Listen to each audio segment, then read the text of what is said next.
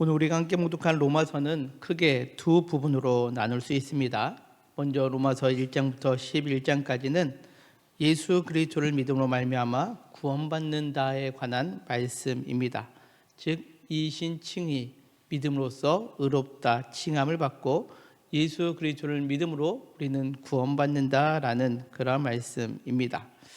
그리고 오늘 우리가 함께 묵독한 본문이 포함되어 있는 12장부터 16장까지는 그 믿음으로 말미암아 구원받는 사람이 이제 이 세상 속에서 어떻게 살아가야 하는지 그것을 가르쳐주는 실천적인 부분이 오늘 성경에 담겨 있습니다.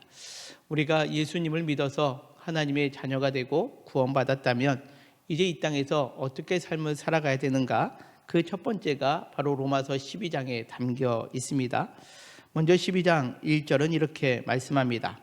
그러므로 형제들아, 내가 하나님의 모든 자비하심으로 너희를 권하노니 너희 몸을 하나님이 기뻐하시는 거룩한 산 제물로 드리라. 이는 너희가 드릴 영적 예배니라. 그렇게 말씀합니다.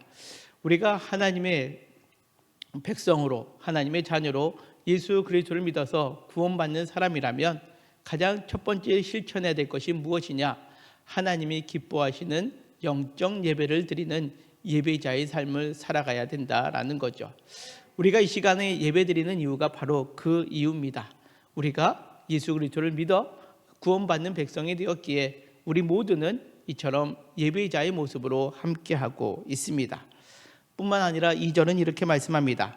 너희는 이 세대를 본받지 말고 오직 마음을 새롭게 함으로 변화를 받아 하나님의 선하시고 기뻐하시고 온전하신 뜻이 무엇인지 분별하도록 하라. 그렇게 말씀합니다.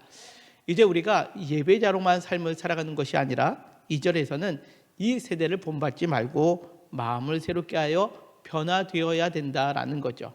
과거에 하나님을 떠나 있는 삶이 아니라 이제는 하나님께서 우리를 예수님을 통해서 불러주셨고 가까이 하고 계시기에 이제는 세상을 본받는 것이 아니라 마음을 새롭게 하여 변화되어야 한다라는 거죠. 그리고 그 변화는 하나님의 선하시고 기뻐하시고 온전하신 뜻을 무엇인지를 분별하는 것, 그 분별함을 통하여 우리가 삶을 살아가다 보면 어느 순간에 그동안 살았던 삶의 방식이 아니라 하나님의 자녀로서의 삶을 살아가게 됨을 의미합니다. 따라서 2절에서 우리가 예수 믿는 사람으로서 변화되는 삶은 무엇이냐? 바로 분별된 삶이다 라고 그렇게 성경은 말씀합니다. 이처럼 하나님의 자녀로서 영적인 예배를 드리고 또 변화를 받아 분별된 삶을 살아가는 대표적인 인물을 찾는다면 우리는 다니엘과 그 친구들이라고 말할 수 있습니다. 다니엘과 그 친구들은 바벨론이라는 그런 제국의 포로로 끌려갔습니다. 바벨론식 이름을 따라야 됐고요. 또 바벨론의 학문을 배워야 했습니다. 그리고 그들이 먹는 것은 왕의 진미와 포도주였습니다. 그러나 성경을 보면 그들은 자신들을 더럽히지 않기 위하여 분별하기 위하여 굳게 결단하고 그 바벨론의 문화, 우상 숭배에 자신들을 가두는 것이 아니라 온전히 자신을 하나님께 드리는 예배자로서 그리고 변화를 받아 구별된 삶을 살았음을 성경은 우리에게 말씀합니다. 이것이 로마서 12장 1절과 2절에 요구하는 우리 믿음으로 살아가는 사람들에 대한 성도들의 모습입니다. 그렇다면 오늘 우리가 다니엘이 살았던 바벨론 시대보다 더 복잡하고 유혹이 많은 이 세상 속에서 우리는 매일매일의 삶을 어떻게 살아가야 될까요? 거룩한 산 제물로 분별된 삶을 어떻게 살아갈 수 있겠습니까? 우리의 힘으로, 우리의 의지로 이 세상에 우리는 그렇게 살아갈 수 없습니다. 그러기에 바울은 이어지는 3절부터 8절까지 이 일상에서의 영적 예배자로서 또 변화를 받아 분별된 삶으로 살아가기 위해서 하나의 우리가 늘 기억해야 될 것이 있다면 그것이 바로 은혜다라고 그렇게 기록하고 있습니다. 오늘 본문의 3절, 내게 주신 은혜로 말미암아, 오늘 설교의 제목이기도 하고요.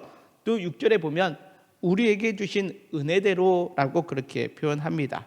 은혜, 헬라어로 카리스라는 단어를 쓰고 있습니다. 여러분들 이 카리스라는 단어가 성경에 처음 쓰여진 것은 아니죠.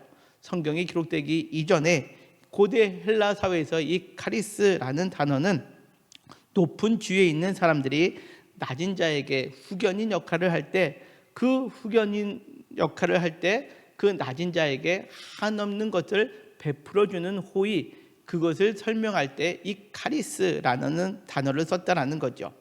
그 호의를 받은 사람은 어떻게 됩니까? 처음에는 낮은 자였는데 그 후견인이 계속해서 호의를 베풀어 줌으로 인하여 그가 어느 순간에 능력자가 되게 되면 반드시 그 자신의 후견자가 되었던 사람에게 충성을 다하겠다라는 의미가 바로 이 카리스라는 단어의 의미입니다. 근데 바울이 이 카리스라는 단어를 성경 안으로 가지고 들어올 때 그 의미를 바꿉니다. 어떻게 바꾸느냐? 그 사람과의 관계, 반드시 무언가를 갚아야 되는 관계가 아니라 죄인된 우리들을 향하여 하나님의 일방적이고 무조건 부어주시는 그 아낌없는 호의, 사랑을 이야기할 때 이 카리스라는 단어를 쓰게 되었다라는 거죠. 따라서 이 은혜라는 단어는 우리가 생각할 때에 내가 뭔가 수고하고 노력해서 얻은 것이 아니죠. 한마디로 얘기하면 하나님께서 우리가 받을 조건이 되지 아니함에도 불구하고 한없이 베풀어 주시는 것, 이것이 은혜임을 성경은 말씀합니다. 그래서 이 로마서에서 특별히 이 12장 이하의 이 은혜라는 단어뿐만 아니라 바울이 기록한 바울 서신에 보면 이 은혜라는 단어가 한없이 반복되는 것을 보게 됩니다.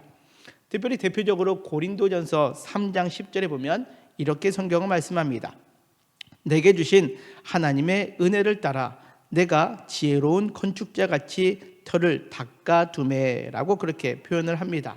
바울은 내게 주신 하나님의 은혜라고 그렇게 표현합니다. 고린도전서 15장에서도 보면 내가 나된 것은 하나님의 은혜라고 표현합니다. 원래는 내가 사도, 내가 구원받는 자가 될 수 없음에도 불구하고 하나님이 나에게 은혜, 나에게 그 사랑을 베풀어 주셨기에 지금 내가 이 자리에 섰다라는 거죠. 그렇다면 우리는 어떠한 삶을 살아가야 되느냐? 내가 지혜로운 건축자와 같이 터를 닦아 두었다라고 그렇게 표현합니다. 우리의 인생을 살아갈 때에 이제는 우리는 어리석은 건축자가 아니라 지혜로운 건축자와 같이 터를 닦아 두었다라는 거죠. 그것은 무엇을 의미하느냐? 우리의 터를 바로 예수 그리스도라는 터 위에 인생의 집을 지어가는 사람, 이것이 은혜를 따라 살아가는 사람이다라는 거죠. 따라서 우리가 하나님의 은혜를 입은 사람이다라고 한다면 그것을 좀 더 구체적인 표현을 한다면 이겁니다. 내 삶의 기초를 예수 그리스도에 두고 그 기초 위에, 예수 그리스도라는 기초 위에 내 인생의 집을 짓는 것, 이것이 은혜에 합당의 삶을 살아가는 것, 2절에서 말씀하고 있는 변화를 받아 구별된 삶을 살아가는 모습이다라고 그렇게 말할 수 있습니다. 세상 사람들은 인생의 집을 어디다 짓습니까? 때로는 자신의 학벌, 재력, 세상의 성공에 자신의 인생의 집의 기초를 둡니다. 그런 집은 처음에는 단단히 세워져 가는 것 같습니다. 그러나 마태복음 7장에 나와 있는 말씀처럼 그러나 바람이 불고 창수가 나고 폭풍이 치게 되면 그 학력, 재력, 성공이라는 그곳에 터를 닦고 인생의 집을 지은 사람은 모래 위에 집을 지은 것처럼 한순간에 무너져 버리는 경우가 된다라는 거죠. 그러나 하나님께서 우리에게 베풀어 주신 예수 그리스도, 우리 구원의 반석이 되시는 그 예수 그리스도 위에 우리의 인생의 집을 짓고 있는 사람은 든든한 반석에 세워주셔서 무너지지 아니하는 지혜로운 건축자가 된다라고 그렇게 고백하고 있습니다. 사랑하는 성도 여러분, 우리는 예수 믿어 구원받는 사람으로 은혜 받은 사람이라고 생각되십니까? 그렇다면 우리는 이제 집을 어디다 두어야 되느냐? 바로 지혜로운 건축자가 되어서 예수 그리스도의 터 위에 우리의 집을 닦아야 된다라는 거죠. 자, 그렇다면 이 예수 그리스도의 그 터 위에 집을 짓는다라는 것은 어떠한 의미냐? 이제 이어지는 오늘 본문 로마서 12장 3절 이하의 말씀을 보겠는데요. 우리 3절에 있는 말씀 우리 다 같이 함께 읽겠습니다. 시작. 내게 주신 은혜로 말미암아 너희 각 사람에게 말하노니 마땅히 생각할 그 이상의 생각을 품지 말고 오직 하나님께서 각 사람에게 나누어 주신 믿음의 분량대로 지혜롭게 생각하라. 아멘. 자, 바울은 3절에서 내게 주신 은혜로 말미암아 라고 그렇게 표현하고 있습니다. 내가 하나님의 자녀로 살아갈 수 있는 것 전적인 은혜인데 그 은혜로 말미암아 내가 어떻게 삶을 살아가야 되느냐. 먼저 그 권면의 대상이 너희 각 사람에게 말한다 라고 그렇게 표현하고 있죠. 이것은 그 권면의 대상이 모든 사람에게 포함된다라는 거죠. 내가 신앙생활을 오래 했다라고 해서 내가 목사라는 직분을 갖고 있다라고 해서 그것이 예외되는 것이 아니라 우리 모두는 이 은혜로 말미암아 우리의 삶을 세워가야 된다라는 것을 의미합니다. 그렇다면 우리가 그 은혜로 말미암아 우리의 삶을 세워가는데 오늘 12장 3절에 보면 생각이라는 단어가 자주 등장을 합니다. 그죠? 마땅히 생각, 그 이상의 생각, 그리고 마지막에 보면 지혜롭게 생각하라라고 이 생각이라는 단어가 많이 등장을 합니다. 자, 헬라어 원문에 보면 이 생각하다라는 단어가 헬라어로 프로네인이라는 단어를 쓰고 있습니다. 여러분들 오늘 성경 말씀을 좀 이해하기 위해서는요, 이 생각하다, 이 프로네인이라는 이 단어를 좀 유심히 살펴두셨으면 좋겠습니다. 생각하다가 뭐라고요? 프로네인이라는 단어입니다. 자, 그렇다면 이제 3절에 마땅히 생각할 그 이상의 생각이라고 표현되고 있습니다. 그것은 휘페르 프로네인이라는 단어를 쓰고 있습니다. 자, 조금 전에 생각하다가 뭐라고요? 프로네인인데 그 앞에 휘페르라는 전치사가 붙습니다. 그것은 무엇이냐? 생각은 하는데 선을 넘는 생각을 한다라는 거죠. 그래서 자신의 원래의 생각보다 부풀려서 생각하는 것, 이것이 휘페르 프로네인이라는 단어인데 오늘 성경에는 마땅히 생각할 그 이상의 생각이라고 그렇게 표현합니다. 선을 넘게 되면 그것을 행하지 말라, 그 생각을 품지 말라라는 거죠. 무엇을 의미하느냐? 과하면 내가 그리스도 안에서 머물러 삶을 살아가야 되는데 그 선을 넘어 과하게 되면 우리는 교만해지게 된다라는 거죠. 근데 또 우리가 그리스도 안에서 우리가 선을 지키며 살아가는데 부족함의 선을 넘게 되면 우리는 어떠한 생각을 갖게 되느냐? 내 자신을 초라하게 생각하고 열등감에 휩싸이게 되는 모습으로 살아가게 되는 그 생각을 품지 말라라는 거죠. 다시금 이야기하면 이겁니다. 마땅히 생각할 그 이상의 생각이라는 것은 교만하지도 말고 열등감에 휩싸이지도 말라라는 거죠. 그러면서 이어지는 것이 은혜의 터 위에 선 자들은 믿음의 분량대로 어떻게 지혜롭게 생각하라라는 거죠. 여기 지혜롭게 생각하다라는 단어는 헬라어로 아까 생각하다 프로네인 앞에 소라는 전치사가 붙습니다.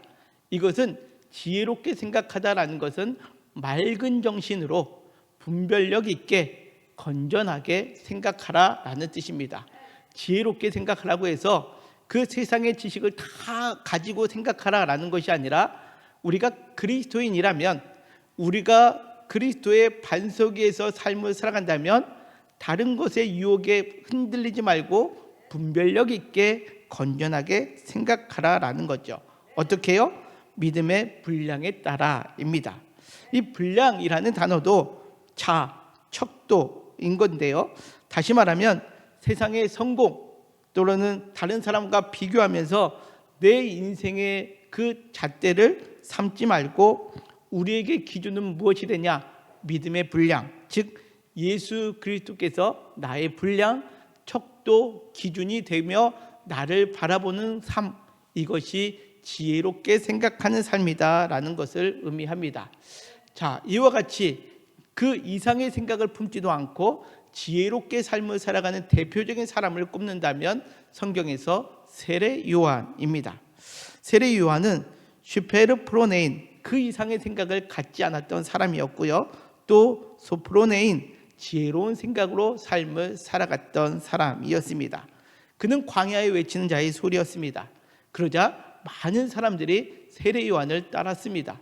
세례 요한을 꼭 선지자처럼, 때로는 구원자처럼 여기고자 하는 사람들의 모임이 있었습니다. 그때 세례 요한은 어땠습니까? 자신의 그 이상의 생각을 갖지 않았습니다. 슈페로프로네인, 그 마음을 품지 않았습니다. 교만하지 않기 때문에 그는 이렇게 말하죠. 나는 광야에 외치는 자의 소리다. 그는, 예수님은 흥하여야 하겠고 나는 쇠어야 하겠다.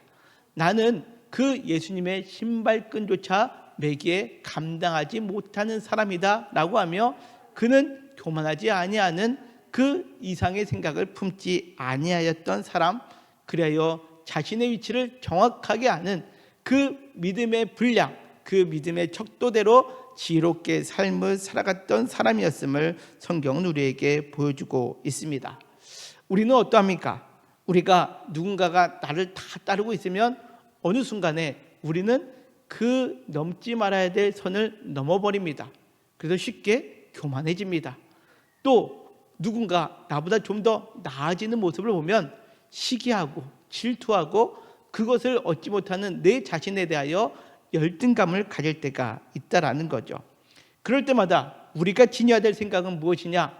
바로 우리가 믿음으로 또 은혜로 말미암아 살아가는 사람은 바로 우리의 삶의 척도를 바로 예수 그리스도의 십자가 은혜를 두고 삶을 살아가는 사람이 되는 것임을 오늘 성경은 우리에게 말씀합니다. 여러분들이 공부를 많이 했다라고 하나님이 여러분들을 구원시켜 주셨나요? 여러분들이 돈이 많다고 여러분들을 구원해 주셨습니까?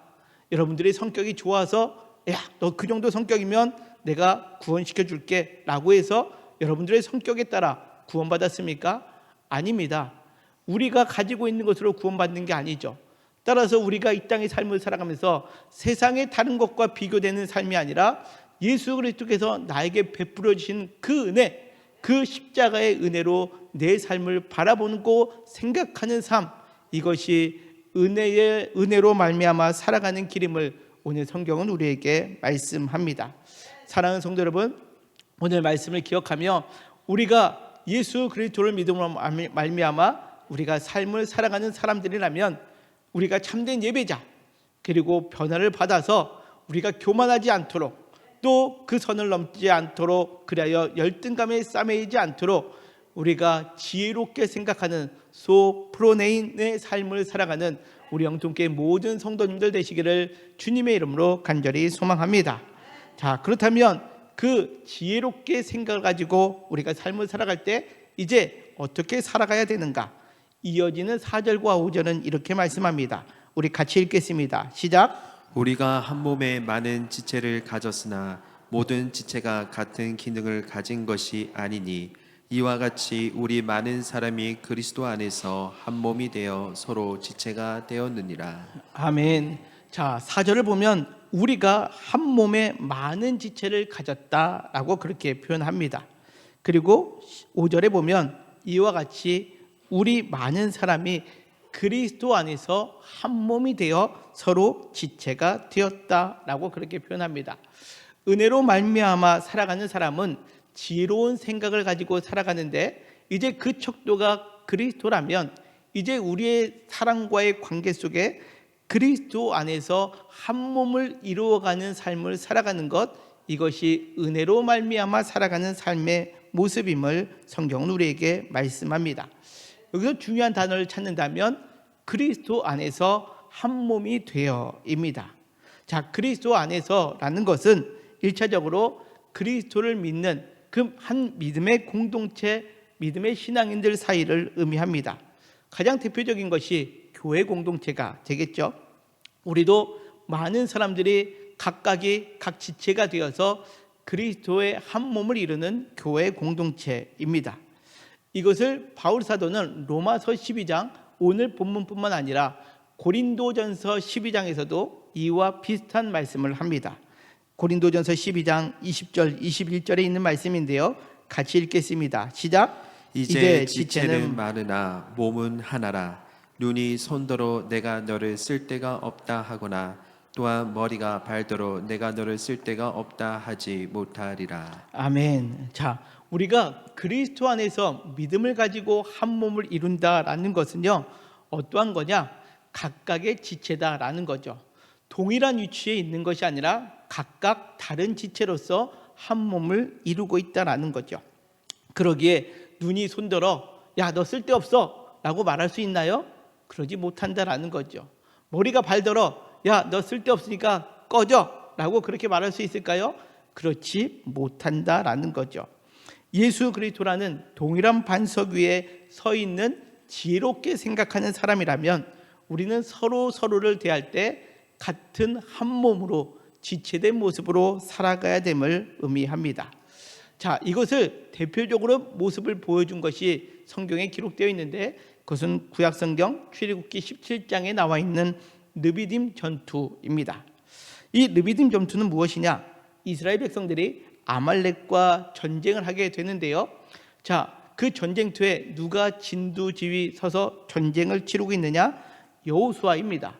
여호수아는 골짜기에서 목숨을 걸고 전쟁에 나아갑니다. 그리고 모세는 무엇을 하고 있었을까요? 모세는 산 위에서 두 손을 들고 하나님께 기원합니다. 그리고 모세의 팔이 피곤하여 내려올 때 누가? 아론과 훌은 그 모세의 팔을 받쳐주고 있습니다. 모두가 이스라엘이라는 한 몸으로서 연결되어 있을 때에 누군가는 기도의 자리에, 누군가는 그 기도를 돕는 자리에, 누군가는 전면에 나가서 싸우는 자리에 있게 될 때 비로소 전쟁에서 승리할 수 있음을 의미합니다. 이것이 한 몸입니다. 여호수아가 나는 이렇게 목숨을 걸고 싸우는데 모세는 저 꼭대기에서 손만 들고 있네? 이런 생각을 가지면 승리할 수 없습니다. 모세도 그렇습니다. 야, 너네들 감히 그런 생각을 해? 내가 손 내리면 너네들은 내가 손 들고 있는 게 너네들한테 얼마나 큰 도움인 줄 알아? 이런 교만의 마음을 갖게 되면 한 몸으로 이룰 수 없다라는 거죠. 그러나 출애굽기 17장의 이 르비딤 전투에서는 모세는 모세의 역할을, 여호수아는 여호수아 역할을, 아론과 훌은 아론과 훌의 역할을 감당할 때 아말렉과의 전투에서 승리하게 됨을 성경은 우리에게 보여주고 있습니다. 사랑하는 성도 여러분, 우리가 은혜로 말미암아 삶을 살아간다라는 것은 이겁니다. 한 몸을 이루는 거죠. 내 옆에 있는 믿음의 공동체에 있는 사람들, 그 사람들에게 그리스도의 마음을 품는 것을 의미합니다. 또 그리스도 안에서 한 몸을 이룬다라는 것은 다른 이들을 은혜로 받아들이는 그러한 한 지체로 여기는 것을 의미합니다. 이거는 내가 그리스도 안에 있기에 혹 믿지 않는 자들을 우리가 품어주는 것, 이것을 의미합니다. 우리의 삶의 현장에 보면 우리가 그리스도 안에 있는 교회 공동체에서는 그나마 서로 한 몸의 의미를 지니고 살아갑니다. 그러나 우리가 삶을 살아갈 때에 믿지 않는 자들을 만날 때가 있습니다. 그런데 어떤 이들은 그러면 선을 명확하게 긋습니다. 너는 신앙이 없어서 나는 상종 안 해. 그러지 말라라는 거죠. 그리스도 안에서 한 몸을 이룬다라는 것은 하나님께서 지금 내 곁에 붙여주신 믿음을 가진 자든 믿음이 없는 자든 그들을 은혜로 받아들이며 한 지체로 여기게 만들어주시는 것, 이것이 바로 오늘 우리가 가져야 될 한 몸 지체의 신앙의 모습임을 의미하고 있다는 거죠. 그러기에 나와 스타일이 맞지 않는 우리 주변의 사람들이 있습니다. 그러면 좀 사라졌으면 좋겠다 라는 생각을 할 수도 있죠. 그러나 오늘 우리가 예수 그리스도의 그 은혜로 말미암아 구원받는 사람이라면 그런 마음을 우리가 갖지 않도록 그 내 곁에 있는 그 사람 역시 하나님께서 나에게 지체로 허락하심을 인정하는 것, 이것이 오늘 성경에 나와 있는 그 하나님의 은혜로 말미암아 인생의 집을 지어가는 사람의 모습임을 우리에게 말씀합니다. 사랑하는 성도 여러분, 내 주변에 믿음을 가진 자든 믿지 않는 자든 중요한 것은 내가 그리스도 안에 있기에 내 주변에 있는 모든 이들을 그리스도 안에서 한 몸이 되는 지체로 받아들일 수 있는 그러한 믿음의 눈을 열어 지혜롭게 생각하며 삶을 살아갈 수 있는 우리 영통교회 모든 성도님들 되시기를 주님의 이름으로 간절히 소망합니다. 자, 그러면서 또 이어지는 6절은 이렇게 말씀합니다. 우리 6절 상반절인데요, 같이 읽겠습니다. 시작. 우리에게 주신 은혜대로 받은 은사가 각각 다르니. 그렇습니다. 이제 우리가 그 하나님의 구원의 은혜 가운데 거하는 자는 은혜대로, 오늘 또 은혜라는 단어가 등장을 하죠. 은혜대로 받은 은사가 각각 다르다라는 거죠. 자, 우리 여기 있는 우리 모두도 각각이 다릅니다. 모습도 다르고 또 성격도 다르고 가진 능력치도 다 다릅니다. 이것을 오늘 성경에선 은사라고 그렇게 표현하고 있습니다. 이 은사는 하나님이 우리에게 또한 주시는 선물이라고 그렇게 표현할 수 있습니다. 바울은 오늘 특별히 로마서 12장 6절 이하에 7가지 은사를 표현하고 있는데요, 우리 같이 한번 읽겠습니다. 시작. 혹 예언이면 믿음의 분수대로, 혹 섬기는 일이면 섬기는 일로, 혹 가르치는 자면 가르치는 일로, 혹 위로하는 자면 위로하는 일로, 구제하는 자는 성실함으로, 다스리는 자는 부지런함으로, 긍휼을 베푸는 자는 즐거움으로 할 것이니라. 아멘. 자, 로마서 12장에 나와 있는 이 은사는 7가지가 나오죠. 예언, 섬기는 일, 가르치는 일, 위로하는 일, 구제하는 일, 다스리는 일, 긍휼을 베푸는 일, 이렇게 7가지가 등장을 합니다. 우리는 종종 이러한 은사들은 어디서 사용돼야 된다라고 생각합니까? 교회 안에서. 가르치는 은사면 목사나 교회학교 교사가 가르치는 은사가 있어야지 라고 그렇게 생각을 합니다. 또 섬기는 은사는 주방에서 봉사하거나 주차 봉사를 하거나 차량 운행을 봉사하는 사람들이 섬김의 은사가 있으니까 그렇게 행하는 거지 라고 그렇게 생각을 하지요. 또 위로하는 자라는 어떻게 생각합니까? 아, 그래, 사람에게 좋은 말을 많이 해준 사람이 그렇게 교회 안에서 위로자가 되는 것. 또 구제하는 것은 우리 교회에 있는 구제부처럼 그런 구제부에 속해 있는 사람들이 하는 것라고 생각할 때가 있습니다. 그러나 성경에서 말하는 은사는 결코 교회 안에서만 이루어지는 것을 의미하지 않습니다. 교회 바깥에, 교회 공동체 밖에서도 하나님이 각각에게 주신 은사대로 살아가라, 그렇게 명하고 계시는 거죠. 어떻게 해요? 우리에게 한 몸으로 지체인 그들에게 사용할 수 있는 것, 이것이 은사다라는 겁니다. 대표적인 인물을 찾는다면 사도행전 9장에 나와 있는 다비다라는 여제자입니다. 그가 죽었을 때 많은 과부들이 눈물을 흘리면서 그가 지어주었던 속옷을 내보이는 사건을 성경은 우리에게 보여주고 있습니다. 그 다비다는 능력이 어떠한 능력입니까? 그는 자신이 가지고 있는 바늘과 실로 그 평범한 도구로 그 소외되고 연약한 자들에게 옷을 지어주는 섬김과 구제의 은사를 이루어갔다라는 거죠. 그 은사는 큰 무슨 다양한 능력이 아니다라는 거죠. 내가 가지고 있었던 실과 바늘로 옷을 지어줌으로 인하여 그 다비다는 섬김과 구제를 이루었다라는 겁니다. 또한 사람을 찾는다면 사도행전 4장에 나와 있는 바나바입니다. 바나바는 물질이 좀 있었던 사람입니다. 그러기에 자신의 그 물질을 팔아 가난한 자를 돕는 구제의 은사를 행했던 사람입니다.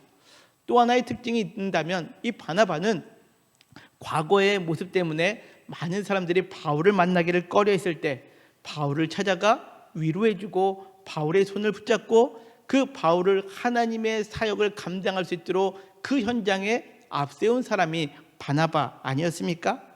이처럼 은사라는 것은 이와 같습니다.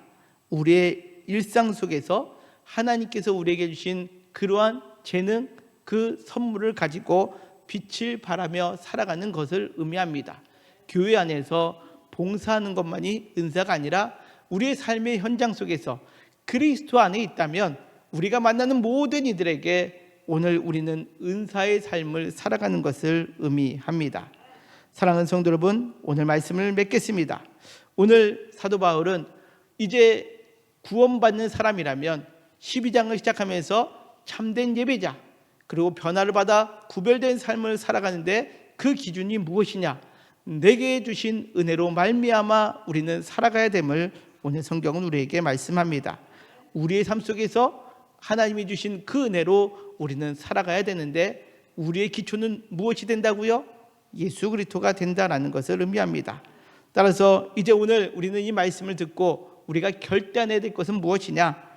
내 삶의 척도를 세상의 기준이 아니라 오직 그리스도에게 두는 것, 이것이 바로 오늘 우리가 이 예배의 자리에서 신앙인으로서 구원받는 사람으로서 결단해야 될 첫 번째 모습이다라는 거죠. 세상은 끊임없이 남보다 높아지는 것을 원하고 요구합니다. 그때마다 우리는 슈페르 프로네인, 그 선을 넘지 아니하는 마음을 갖도록 우리는 기도해야 한다는 거죠. 그리고 지혜롭게 생각하기 위하여 소프레인의 마음을 가질 수 있도록 주님께 간구하면서 우리의 기초를 그리스도 안에 두는 그러한 결단의 기도를 날마다 드려야 됨을 우리는 잊지 말아야 합니다. 사랑하는 성도 여러분, 세상에 다양한 가치관이 많죠. 여전히 세상은 성공하기 위해서, 부자가 되기 위해서 다양한 방법을 우리에게 알려주고 있습니다. 그러나 우리가 오늘 예수 그리스도를 믿는 사람이라면 우리의 척도, 우리의 기준, 우리는 그것이 예수 그리스도가 되어서 오직 지혜롭게 행할 수 있는, 지혜롭게 생각하는 것으로 우리의 삶을 시작하는 우리 영통교회 모든 성도님들 되시기를 주님의 이름으로 간절히 소망합니다. 그리고 또 하나의 모습이 있다면 내 곁에 이웃을 거룩한 한 몸의 지체로 소중히 여길 수 있어야 한다라는 거죠. 르비딤 전투에서 각각의 위치에서 각각의 지체가 각자의 소명을 맡았을 때 승리하였던 것처럼 이제 내 곁에 있는 이웃들을 하나님의 거룩한 한 몸임을 인정하는 것, 한 몸의 지체임을 인정하는 것, 이것이 우리가 가져야 될 신앙의 결단입니다. 우리의 가정에서뿐만 아니라 우리의 일터에서, 더 나아가 우리의 교회에서, 그리고 믿지 않는 사람과의 모든 관계 속에서 야, 저 사람이 왜 있지? 라는 것이 아니라 하나님은 저 사람을 왜 나에게 붙여주셨을까라는 그 시각으로 우리의 삶을 살아가는 것, 이것이 세상과 구별된 그런 변화를 받아 삶을 살아가는 길임을 우리는 잊지 말아야 한다라는 거죠. 마지막으로 세 번째 우리가 기억해야 될 것은 하나님이 주신 은사, 나에게 주신 은사를 교회의 울타리를 넘어 일상의 현장에서 기쁨으로 사용할 수 있어야 한다라는 거죠. 교회에서만 잘 봉사하고 섬기는 것이 아니라 우리의 일상에서 내 주변에 믿지 않는 자들이든 믿는 자들이든 그들이 한몸된 지체임을 우리가 믿는다면 그들에게 오늘 나와 있는 7가지의 은사뿐만 아니라 나에게 주신 다양한 은사를 펼쳐나갈 수 있는 그러한 믿음의 길을 걸어가는 저와 우리 모두가 되시기를 주님의 이름으로 간절히 소망합니다. 그러기에 우리에게 주신 은사로 우리의 직장에서도 내가 직장의 리더의 위치에 있다면 그 리더의 위치에서 잘 가르칠 수 있도록, 또 누군가가 힘들고 어렵다라고 한다면 그들에게 말 한마디로 그리스도인으로 위로의 말을 전달할 수 있도록, 또 누군가가 너무나도 힘들고 어렵다라면 내가 먼저 섬기고 내가 긍휼을 베푸는 마음을 가질 수 있도록 그러한 마음으로 살아갈 때 이것이 우리가 그리스도 안에서 새롭게 되는 그러한 믿음의 길임을 오늘 성경은 우리에게 말씀합니다. 사랑하는 성도 여러분, 우리는 은혜 받은 자들입니다. 자격 없지만 예수님께서 우리를 위하여 십자가에 달려 돌아가심으로 그것을 믿는 자들에게 하나님께서 주신 호의 사랑을 받은 자들입니다. 그러기에 이제 우리는 그 은혜로 말미암아 삶을 살아가라 오늘 성경은 말씀하고 있습니다. 오늘 우리가 은혜로 말미암아 구원받는 사람이라면 오늘 말씀을 잘 기억하셔서 우리의 기초를 그리스도에 두고 우리의 내 주변에 있는 모든 이들을 지체로 삼아 은사를 한없이 베품으로 말미암아 우리의 삶 속에 하나님이 주시는 기쁨과 주님 오실 그날에 칭찬받는 우리 영통교회 모든 성도님들 되시기를 주님의 이름으로 간절히 축원합니다.